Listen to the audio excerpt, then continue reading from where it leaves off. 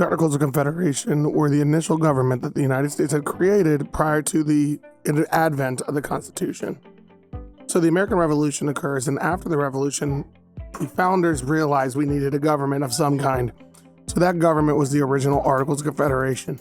Now, this Article of Confederation was built solely off of the fears that they had leaving England. So because they left England, they realized that having a strong central government with a king or an absolute leader would become problematic. So what would be created? A government with very weak central government and strong state governments. But there would be some significant problems with those features. Because of those features, we saw instances where states didn't have to respect the laws of other states. All the states had their own currencies. We saw issues where states would go to the aid of other states and be rejected. The federal government had no power to collect taxes or enforce its own laws that it would pass. Not only was it really difficult to enforce the laws that they passed, creating the laws was a challenge. You needed 9 out of 13 states just to agree on creating a law. And when it was time to change, amend, or abolish that law, it would become 13 out of 13, which was practically impossible. Remember the little kid example. It's hard to get a toddler to do anything. It's almost impossible to get all 13 toddlers to agree on anything, even if it's something that they like. Because of how difficult it was to create laws and to enforce laws and collect taxes, the federal government became almost too weak. And when large-scale incidences like Shays' Rebellion would occur, they had no way of putting it down. Shays' Rebellion was a rebellion led by Daniel Shays, a farmer and former soldier during the American Revolution. His home and his farm was going to be taken by the bank because he could not afford to pay the taxes. So because of this situation, he and a bunch of other farmers in a similar situation rose up and started an armed rebellion and blocking courts from being able to take other farmers' homes away from an ability to pay taxes. This all could have been avoided, of course, if the federal government could collect taxes and pay the soldiers after the war. But because the Articles of Confederation were so restrictive, we didn't have that ability. And so if it wasn't for a series of merchants and the Massachusetts state government restricting his movement and eventually ending the rebellion, Shays' Rebellion could have literally turned into a national crisis. And it was at this moment that many of the founding fathers came together and realized there would have to be a change. Now, the Articles of Confederation, it's pretty much failed at this point. So many of the founders from all 13 colonies came together to have a conversation as to what would be the next step. So they had a convention known as the Constitutional Convention, which was pretty much closed off to the entire general public. They didn't want any outside information, outside influence. They really just wanted to come together to see what would be the best possible scenario as to how we could go about and create this new government. So now they come together and they meet in Philadelphia, Pennsylvania. They try to decide how is it that this new constitution was going to be written? What is it that they ultimately need? What are the things that worked well under the articles and what are the things that we need to fix? And during this time, we'd see the rise of 2 new political factions, what we would later call political parties. We see the rise of the Federalist Party, led up by people such as Alexander Hamilton. James Madison would ascribe to some of the ideas of the Federalist Party. He was one of the main contributing writers to the Federalist Papers, a series of documents that gave the necessary rationale and reasoning as to why we need to expand centralized government and power. And of course, you had a series of men who were on the anti-federalist side, most notably Thomas Jefferson, who believed that the states should have the power, being that they directly represent the people, and that the federal government could easily become corrupted, much like how we just got away from Great Britain. And we didn't want to see that particular scenario play out again. With these two going back and forth, it led to a lot of drama when creating the Constitution because not everybody agreed on how we would go about changing things. For example, when it comes to our legislative branch, under the Articles of Confederation, we only had a single chamber in which every state got 1 vote. And as we know, remember our weaknesses, right? 9 out of 13 states had to agree to make a law. All 13 would have to agree to change the law. Well, we realized that was too weak and it didn't really work out very well. So we did need to make some changes. So states like Virginia with large populations believe that a state with a larger population should have more representation in government. So they believe that the idea of population-based representation would be important, whereas the smaller states believed well, hey now, just because we have less people doesn't mean we shouldn't have any much a say as any other state. So they believed in continuing on that policy of equal representation. So ultimately, like any great thing, like ice cream and cake, you can put the two together and create ice cream cake. And essentially, that's what we did with the Great Compromise. So they came up with the concept of having a two-chamber legislature. Another word we could use is bicameral legislature. Bi meaning two, camera meaning chamber, two-chamber legislature. And that would be the House of Representatives, the lower house with 435 members, and the Senate with 100 members being the upper house. Think about it this way. You probably weigh closer to 100 pounds, whereas I weigh closer to 435 pounds. Would you rather me sit on your shoulders or you sit on my shoulders? If I were to sit on your shoulders, that would be manslaughter, and it would not end very well. So yes, the Senate with its less members are the upper house, and the House with its many members based on population would be the lower house. So of course, the Senate gets 2 members per state, thus maintaining the equality, whether you're a state like California with its 35 plus million citizens, or you're Wyoming with like 400,000 people and twice as many buffalo. So because of those things, we decided on, all right, we had the legislative down, but the big problem we had was that lack of an executive branch, a lack of someone to enforce the laws that the articles would constantly make, but no one would enforce. So we created the role of the president. So we would have George Washington, of course, become our first president, but we decided how long they may serve, how much power they have. We created the ideas of limitations, right? The system of checks and balances, as we learned in civics, would come into place. We would see that the president may enforce the law and do many of those things, and he'd be the commander-in-chief of the military. However, just because he can do those things doesn't mean he can do everything. And one of the things we would see is that he could not declare war, and that was a big aspect to it. Only the people, or the legislative branch in this matter, would be able to actually declare war, whereas the president could not. And of course, we created a national court system, because one of the big failures of the Articles of Confederation was it only had state courts, and states only respected the laws of their own state and not others. So we created a national court system headed up by a Supreme Court that would ultimately make the interpretation of laws within the United States to determine whether they were constitutional or not would be there. So this Constitution being created was really important, but there were some side issues going on. Slavery was a major issue during the time of the Constitution being written. And one of the biggest problems they had was that the southern states would demand, almost to a certain extent, that they desired slave populations to be accounted for their overall state population. Northern states, of course, were not pleased with this. They felt that that was unjustified, that they're not even considered citizens, so how would they attribute to their population? But with a fear of losing the South to this new Constitution, that they would walk away from any negotiation, they came up with what's called the 3/5 Compromise. So the 3/5 Compromise would mean for every 5 slaves, that would count toward 3 people on the total population, thus giving southern states a little bit more power when you consider that Georgia, half of its population were slaves. Now, not only did we have the 3/5 Compromise and the Great Compromise, but ultimately, when the Constitution was even finished, remember James Madison being the father of the Constitution, once they figured it out, the Federalists believed, we're done. We did it. We knocked out everything we needed to do. We got this nailed in. But the anti-Federalists, led up by Thomas Jefferson, believed that this Constitution's not done yet. This Constitution does not protect individual freedoms and individual rights.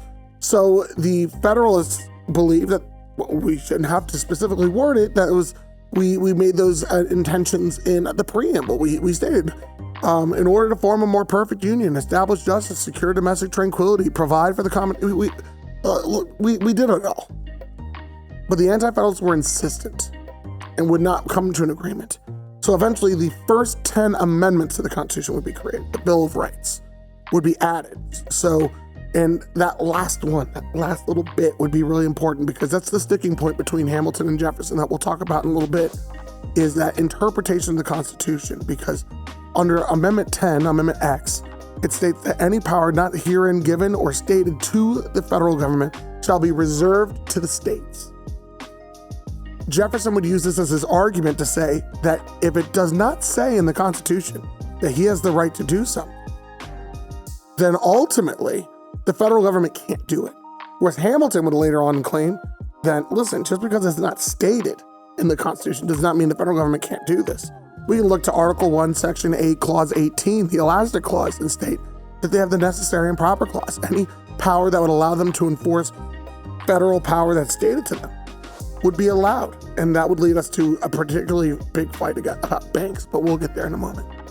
But with this new constitution coming in, it established 3 branches of government, a system of checks and balances, and it also established a strong centralized government that had the ability to enforce the law and protect its citizenry.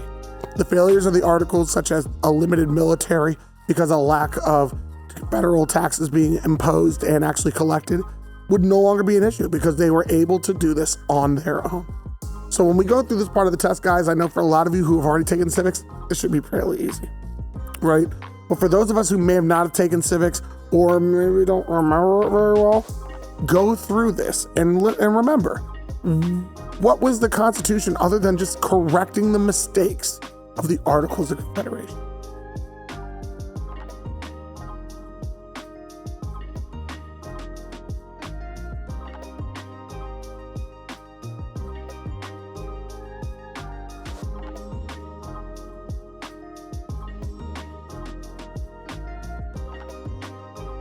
So now that we've gone over the Constitution and the Articles of Confederation, let's talk about Washington's first presidency. As we know, Washington would become president after the culmination of the signing of the Constitution in 1787, and he would serve his 2 terms as president of the United States.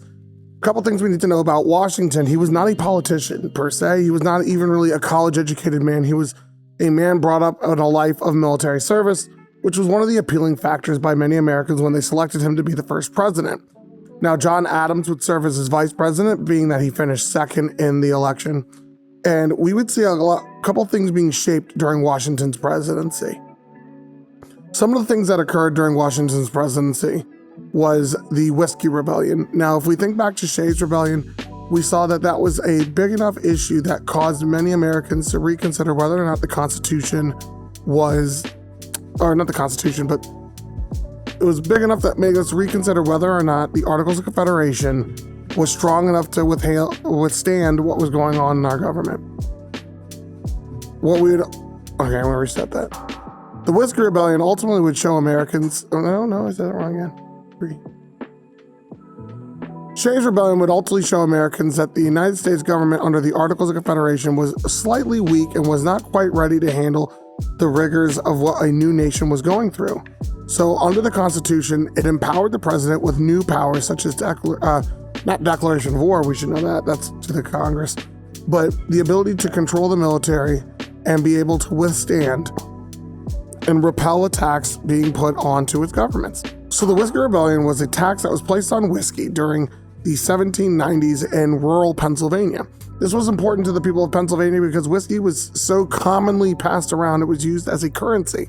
So by placing a tax on their currency, they made their currency less valuable. So they took a note out of Daniel Shays' playbook and tried to do a rebellion. Unfortunately for them, it failed epically because now with the power of a federal government that can mobilize and move soldiers, had access to weapons and military equipment due to the increased funding from taxing, Washington rode out and met the rebellion face to face in Western Pennsylvania with his military, and ultimately that rebellion was squashed, showing that the Constitution had strengthened. So what do we take away from this is, well, the new Constitution is working and the president didn't have powers. But since, like I said, Washington wasn't much of a governmental man, he wasn't very politically motivated, he did what he thought was in the best interest of the country. So he created a group of advisors that would help him run the government on the day-to-day because he wasn't really knowledgeable on every aspect of political life. So he created what was called the cabinet, a group of advisors who would advise the president as to how he should lead. There were 4 members of this cabinet: Henry Knox, Secretary of War; Edmund Randolph, Attorney General; Thomas Jefferson, Secretary of State; and Alexander Hamilton, the Secretary of the Treasury. Now, those last 2, Hamilton and Jefferson, these 2 did not get along very well. In fact, they fought and argued over everything. But 2 of the major sticking points was that Hamilton, the leader of the Federalist Party, and Jefferson, the leader of the Anti-Federalist Party, would eventually lead to constant arguing and bickering between the 2. Hamilton and Jefferson argued over 2 key issues, both involving what was the extension and limitations of federal power. The first issue was the National Bank. This was Alexander Hamilton's grand plan to modernize the American economy and move away from the old agrarian system of economics that was so common of the time. Moving forward, he believed in a strong mercantile system which we had diversified interests in their financial futures, as well as the fact that they also wanted to go and create a bank for the United States government to put all of its currency, as well as anything borrowed, or also any of the money that was collected through taxes into this bank. By putting it into a national bank, they can also accrue interest and give out loans to large-scale industries, thus providing the United States with additional revenue to continue to expand and grow.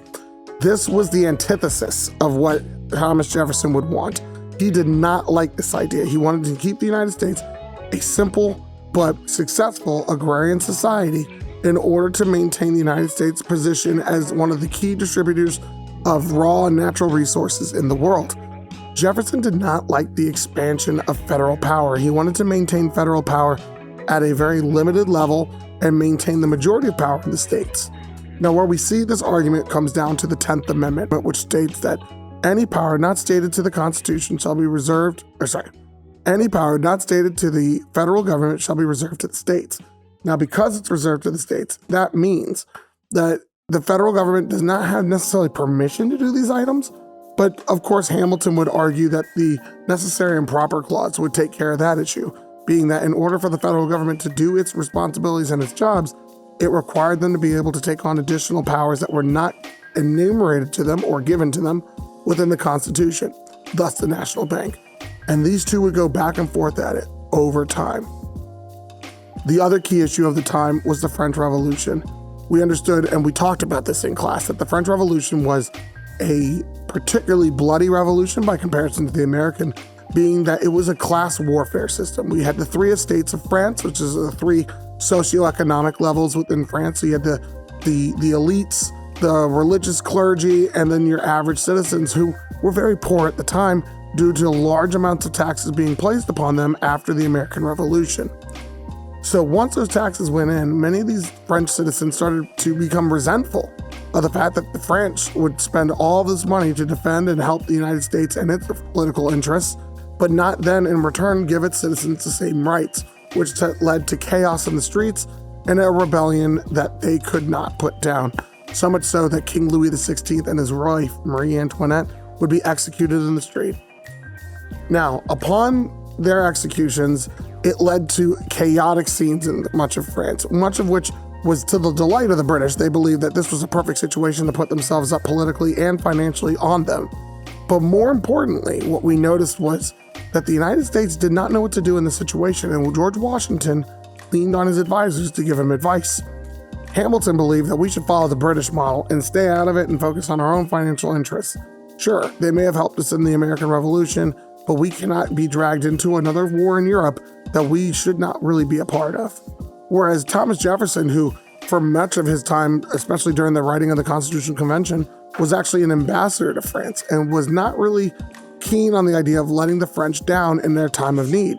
He believed it was our duty as Americans to go and assist the French in securing the very same natural rights that we were given during the American Revolution, in thanks in large part to the French involvement in our war. Ultimately, Washington would have to decide, and having listened to both sides of the argument, Washington believed that it was in America's best interest to stay out of that war and not to get involved in what was going on in France, because at the end of the day, the United States had already owed much money in taxes. We are fresh off of a war. The feelings were that going into potentially getting involved in a new war would lead to bigger and bigger problems. So when we look at Jefferson and Hamilton, we see the dichotomy of what was George Washington's presidency. He was a politician like none we can really think of since, and the idea that he would allow people of completely different political and economic backgrounds to be in the same cabinet is just unseen today. And what we want to make sure we understand about Washington's presidency, it was the presidency of precedent. It was the presidency that showed Americans, presidents moving forward, what it meant to be president, how you act as a president, and what are the customs and roles of being president. It was under the President Washington that we figured out that we would refer to the president not as His Majesty or His Highness, but as just simply Mr. President. Also, the idea of a 2-term limit would be kind of, for the most part, created through precedent through Washington. Most presidents in American history have either served 2 terms or were willing to only serve 2 terms. Only FDR was the only other president to serve more than 2 terms, and that would be during the Great Depression and the World War II. So, in his farewell address, Washington mentions his distrust of political factions, what we now call political parties. And we can start to see the writing on the wall with the arguments between Hamilton and Jefferson. This idea that these politicians are willing to put their political party's interests ahead of America's was the biggest problem. And that is where we'll be getting into later. So if you guys have any questions, comments, concerns, please feel free to reach me and I will try to address them as I can. Thank you.